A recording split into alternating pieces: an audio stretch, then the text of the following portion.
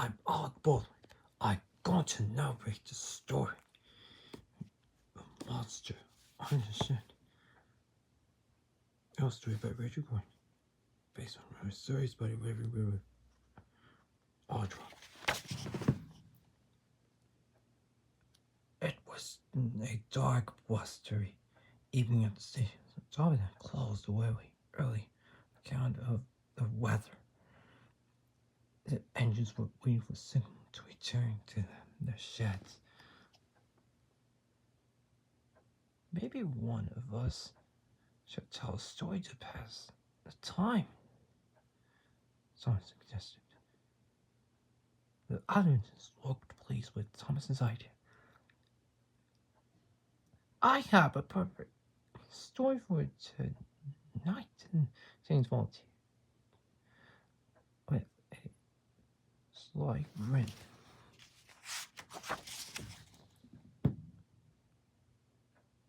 A long time ago, James began, there was a brave Blue Engine who was always eager to help. Blue Engine, the station master asked one night, would you go to the end of the tracks to pick up a coach that was left behind? Of course. The brave, eager Engine replied, and he set out into the dark, foggy night. But by the time the little Blue Engine reached the end of the tracks, the fog was so thick he could hardly see anything. I'll just have to wait until morning, said the engine to himself. He settled into an old shed for the night. Late that night, the little Blue Engine awoke to a noise coming from below the shed. Creak. He opened his eyes and saw long fingers reaching for him through the floorboards. There was a monster on the shed. Terrified, the little Blue Engine raced out of the shed with a horrible engineering monster chasing him through the fog.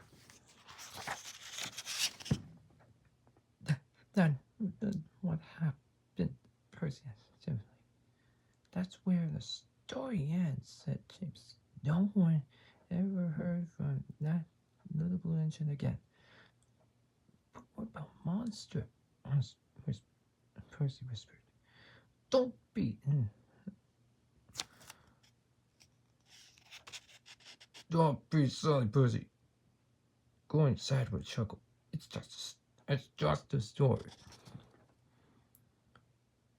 What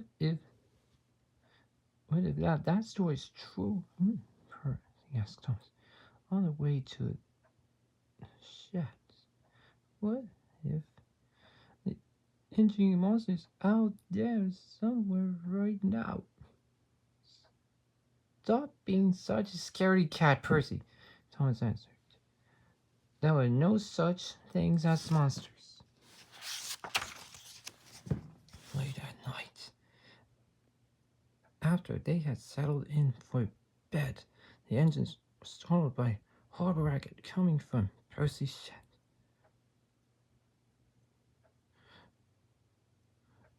God, Thomas, help! There's no monster in my shed. Well, there's no monster in my shed. Well, Percy. Suddenly, James appeared roaring with laughter. He had been rattling some scrap metal behind his sheds to frighten Percy. I'm a monster, James said. Percy was embarrassed, making such a fuss. It's okay, Percy, said Henry. Sometimes good imagination think bad thoughts. Later that night, Thomas woke with fright. heard a strange noise. Scratch, scratch. Stop that shit. Thomas yelled. James, what sounds? Scratch. If it's not James, then maybe. I really do have a monster on my shed, thought Thomas. He stayed awake all night just to be safe. Thomas was awfully tired when he met Percy at the docks the next morning. Did you hear any strange noises in your shed last night? Thomas asked. Not of the James's silly prank, Percy replied. Now Thomas felt silly himself for staying awake all night.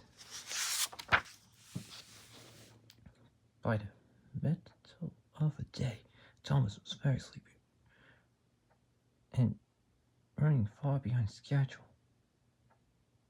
Henry pulled him up beside him.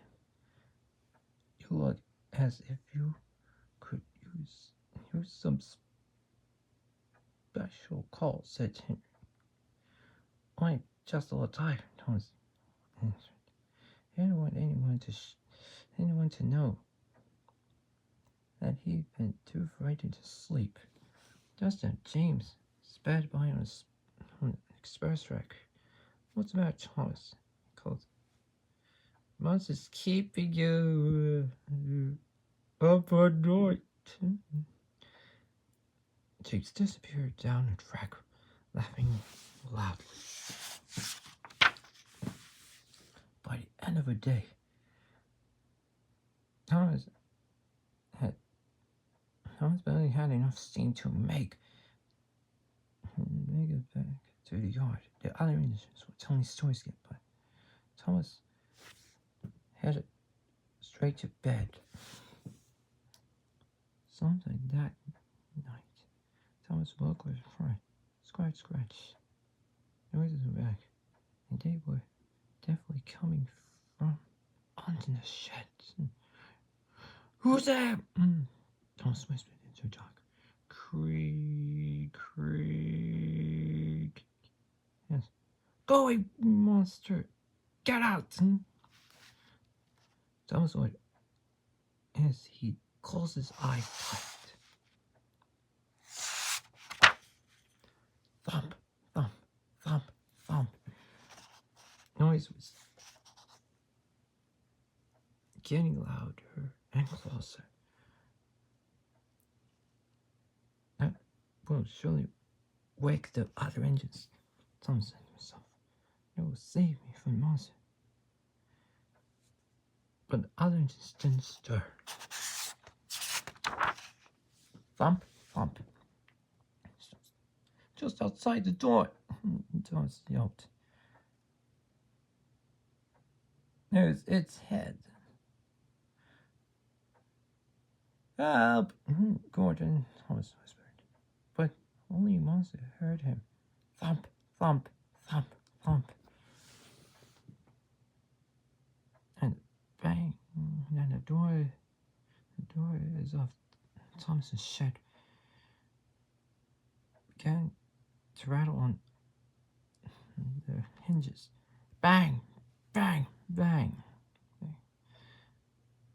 It's trying to get in, thought Thomas. Then suddenly, the banging stopped.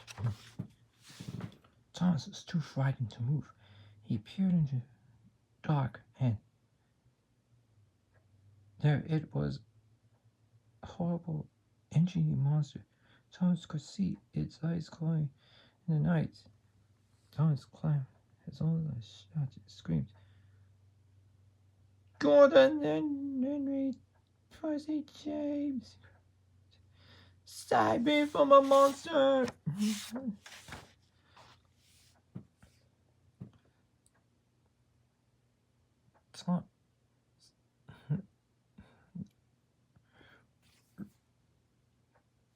Thomas, Gordon said, laughing. Open your What are you laughing at, Gordon? Snapped Thomas. There's a monster right outside my shed. Not anymore, going boys. No, the monster is inside your shed. Thomas opened one eye. Thomas opened one eye very slowly. It's hedgehog. Mm-hmm. Thomas yells first. I was afraid of a tiny little hedgehog.